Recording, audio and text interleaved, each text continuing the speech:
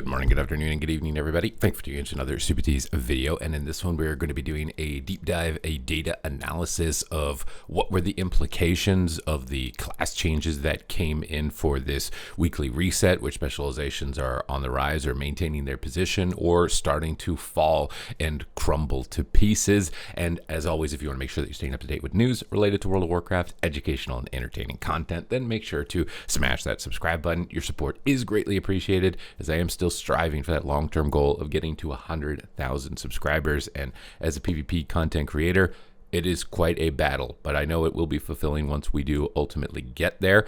Today's video is to just talk about, which specializations are looking really good towards the finale of the seasons, which ones are looking fun, which ones are looking approachable, and which ones maybe we want to chill a little bit on, is basically the rundown here. So my prediction tier list for this patch was that Frost Mage would still remain the dominant range specialization despite the Ray of Frost nerf. They got a damage overall compensation for that, which is maybe unnecessary. They still do more damage than like something like a Shadow Priest, that's pretty much all they have is overall damage. So Frost Mage here with the past 7 days, still in a completely commanding position. This is still attributed almost solely to its defense, the double barrier, double ice block, alter time. It's just an incredible layer of defense on top of strong overall damage. However, at lower ratings, it might not be the case. So if we drop this down to like the lowest category, even below 2100, right, basically where there are still rewards, it actually still, even at lower rating, it is still the most represented. So I was trying to give it some credit that, like, hey, maybe Frost Mage is strong because for new players it's a bit more challenging to pick up, but it seems like even for new players, you're still doing really good on the Frost Mage. Just really strong spec. You do need to be likely this is also attributed to the fact that Marksmanship Hunter was nerfed pretty significantly, and I do think that it is falling off, right? Marksman was very close on the heels of Frost before on this graph. It's fallen down 3 positions at this point. Might keep falling with the changes that had happened to it. Now, Devour Demon Hunter, this was another thing that was on my prediction for the result of the class changes, was that it would start to completely take over. One of its main weaknesses was Marksman, so Marksman getting lower means I think Devour is coming up, and I think Devour just in general has been increasingly more powerful. It has multiple builds for different situations. It can run a no versatility build when it can be greedy and get away with that and just absolutely smash people. So it's got really good build variety. It's incredibly tanky outside of really big one-shot windows from rogues in particular is what I've noticed, and it just does a crazy amount of damage while having a hyper amount of mobility and tons of crowd control immunity. So I was anticipating Devour to start to take over on the ladder at least. If we were to run a tournament, might not see it, maybe a minimal amount of it, especially with Frost Mage still as good as it is. I would kind of doubt it. I have big concerns because into the next patch, they're, instead of nerfing Frost Mage defenses, they're giving Fire and Arcane 2 barriers, and they're adding additional effects to their barriers, like Ice Barrier for Frost Mage is now going to increase your armor. So if there was even a weakness to your defense, which was like Hunters, penetrating through your low armor, you might not even have that. I have serious concerns with Mage completely ruining the game in terms of defense when that patch comes, if it isn't already right now with Frost as it is. Although the other 2 specs don't have 2 ice blocks, definitely a major concern. I'm hoping that they will keep on their radar, because this is the issue right now, is that Mythic Plus mages are too squishy. PvP, they're too strong defensively. So if you're buffing them to accommodate for Mythic Plus and not compensating for that in PvP, they're going to run the show. Beast Mastery Hunter, for some reason, whenever I play this or play against it, one day I'm like, this doesn't feel like it's that insane. And then the next day I'm like, oh my God, I'm just losing to pet auto attacks for no reason. I'm in the position right now where Beastmaster Hunter is crazy strong and very easy to succeed on.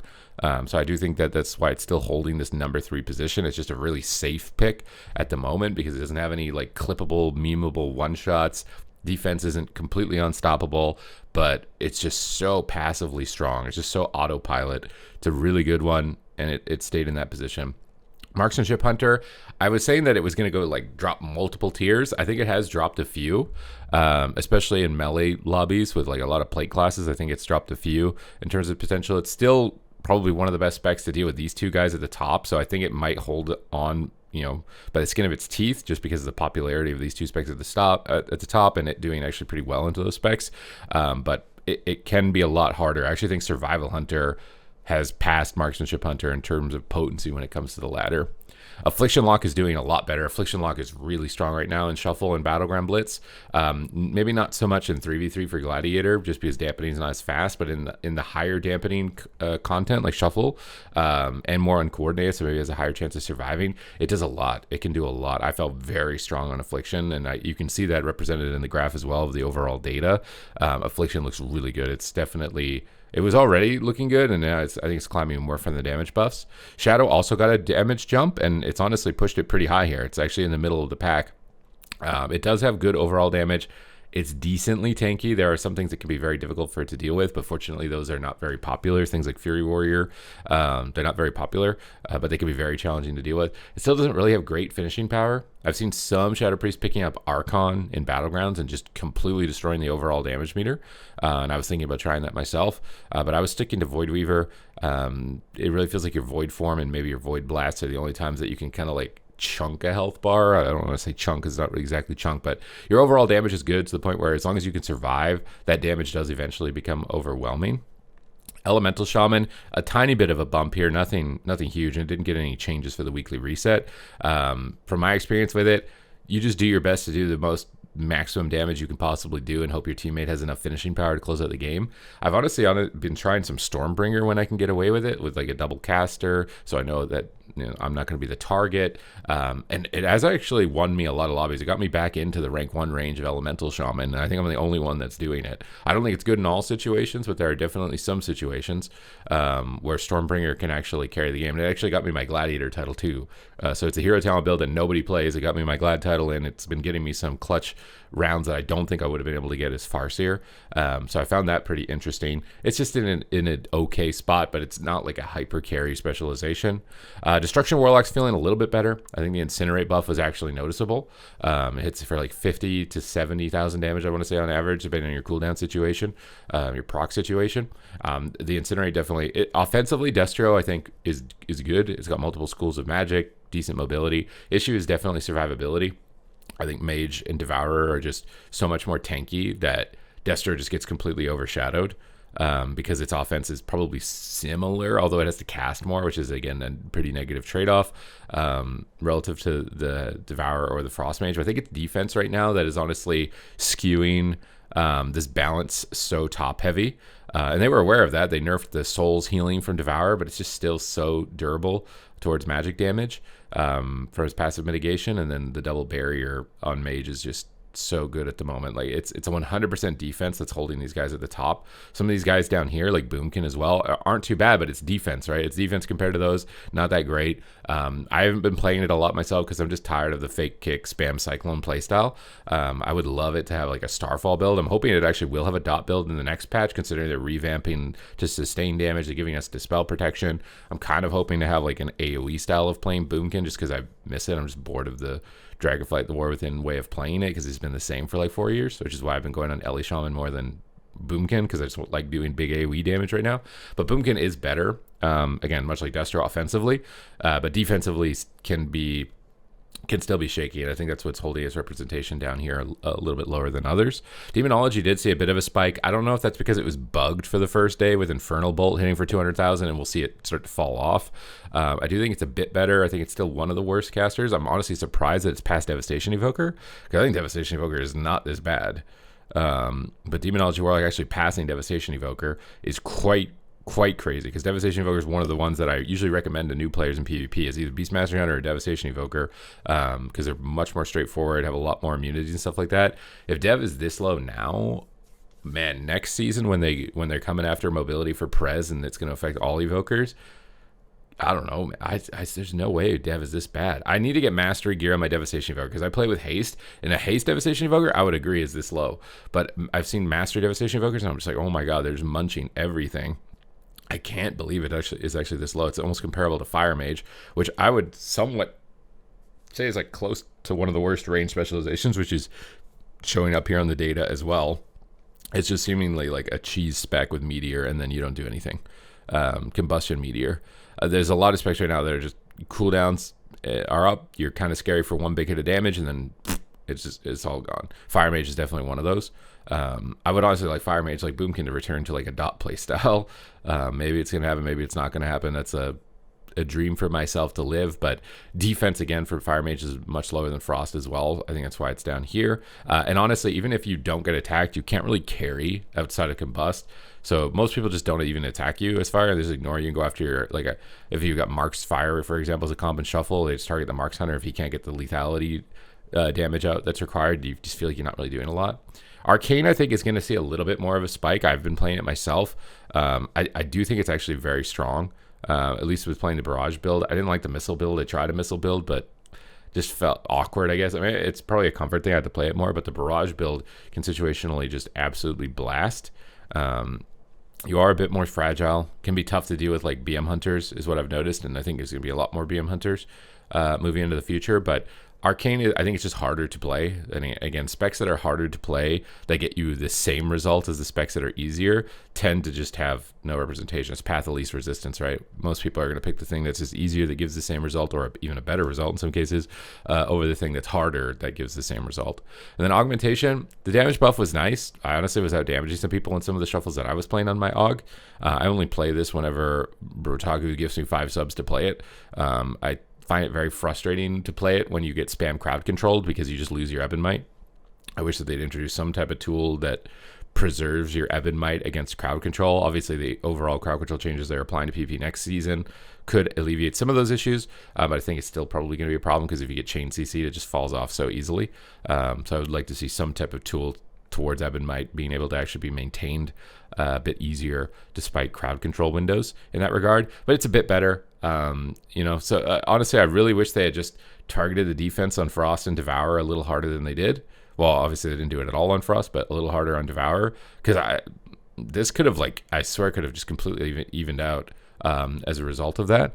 But that's the ranged DPS specializations. So let's take a look at the melee DPS specializations and see what's happened in the last 7 days.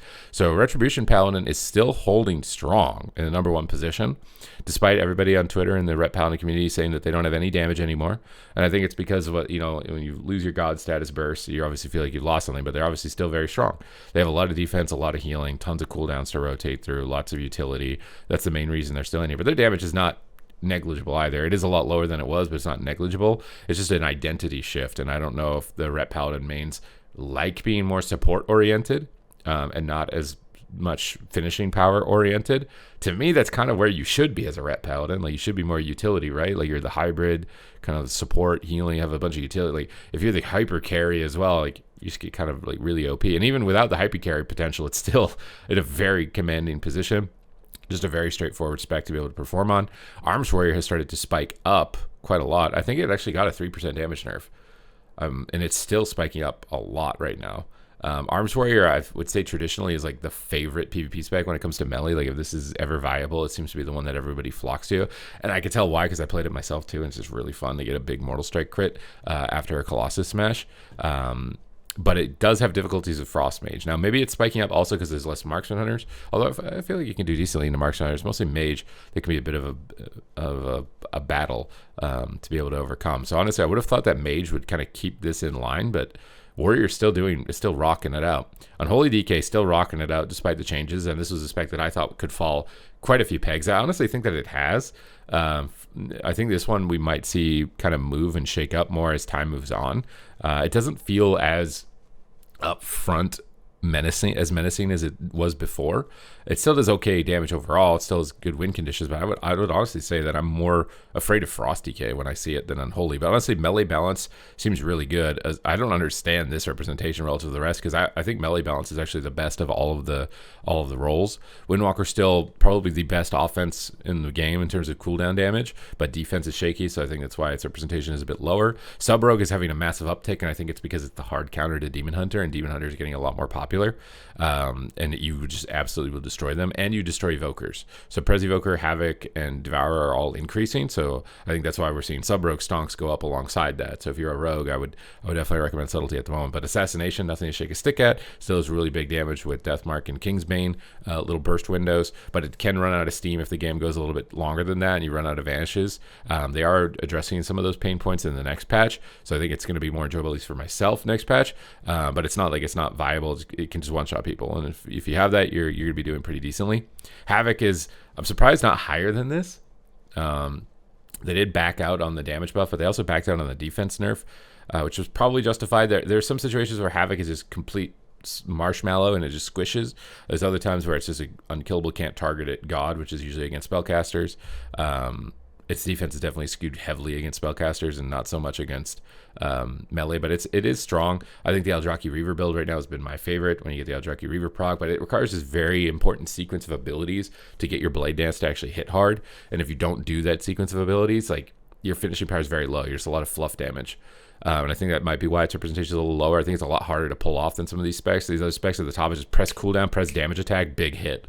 Havoc is like, press the hunt to get this buff and then purge the target and then Fellblade to pick up the soul and then use this Eldrazi Reaver proc, but make sure you Chaos Strike before you Blade Dance, and also don't get kited while this is all going on, because then you're going to miss and it does no damage.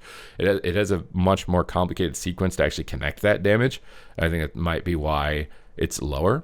Enhancement Shaman is still in a healthy position. I think it's still very strong. Multiple builds, easier build with Stormbringer, a little harder build with Totemic, but I think Totemic is probably the preferred one at the top end.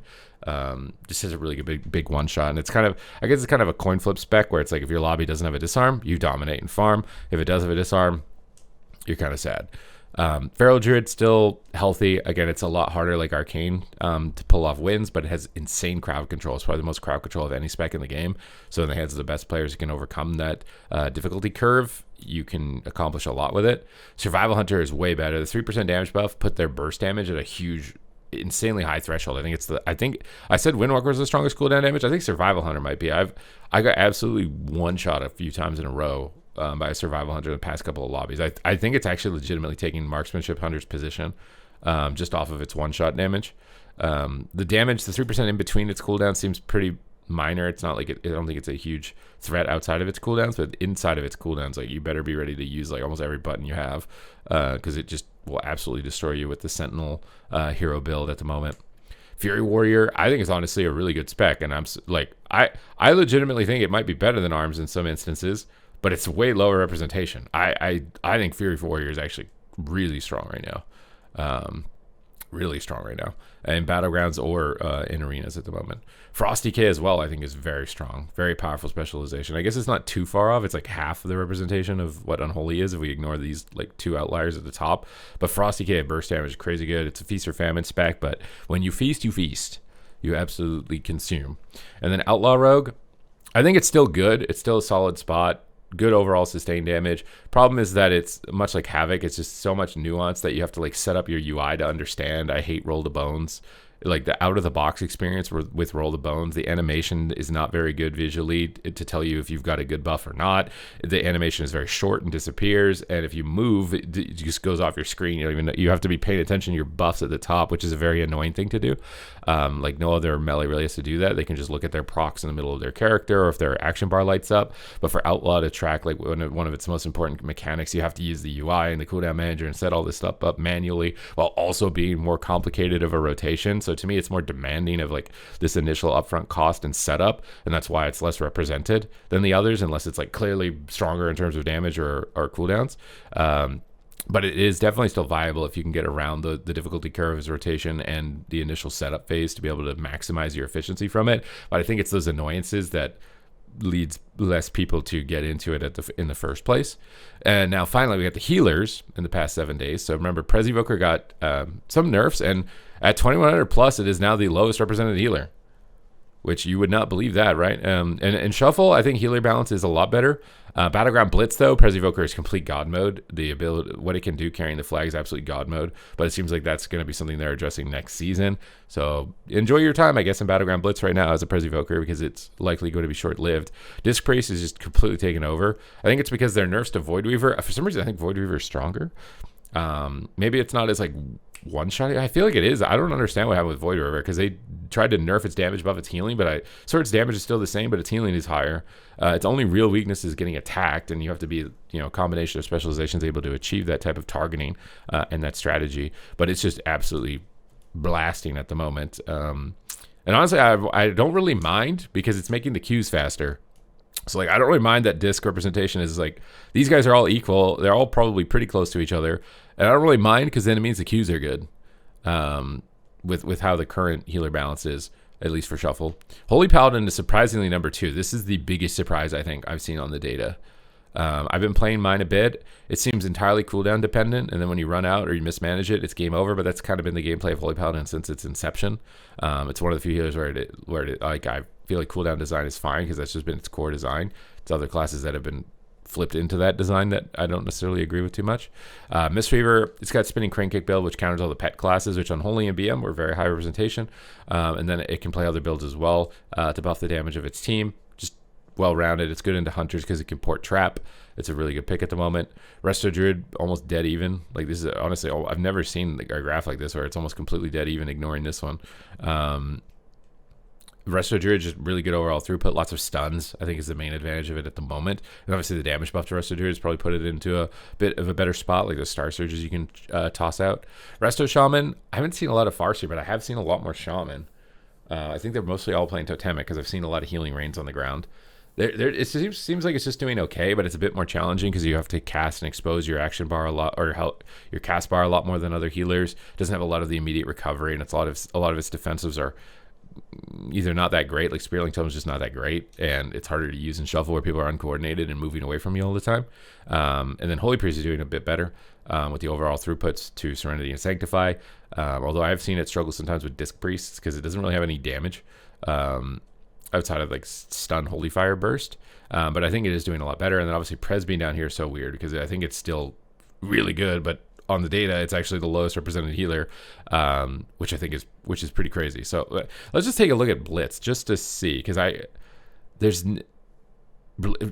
Prez is still, you guys are sleeping on Prez. Why is no one playing Prez even in Battlegrounds? I swear Prez should be easily the number 1 represented healer right now in Battlegrounds. It carries every single map. That is crazy to me. Maybe you know what? We need to look at EU. Maybe EU is actually just like, maybe this is an NA problem, you know? Well, it's a little higher. In the Battlegrounds, it's a little higher when it comes to NA. And then when we look at Shuffle for EU, just take a quick glance. It's always nice to see if there's like distinct meta differences between the regions, that maybe there's something one region's missing and the other region isn't, that you can be able to jump on. So Prez is a lot higher. Well, I say a lot, but it's like still pretty dead even between all of them. But they're still really heavily leaning into Mistweaver Monk. When we look at the melee as well, very similar, except that Havoc is a lot higher, I would say, on this, and Fury is a tiny bit higher.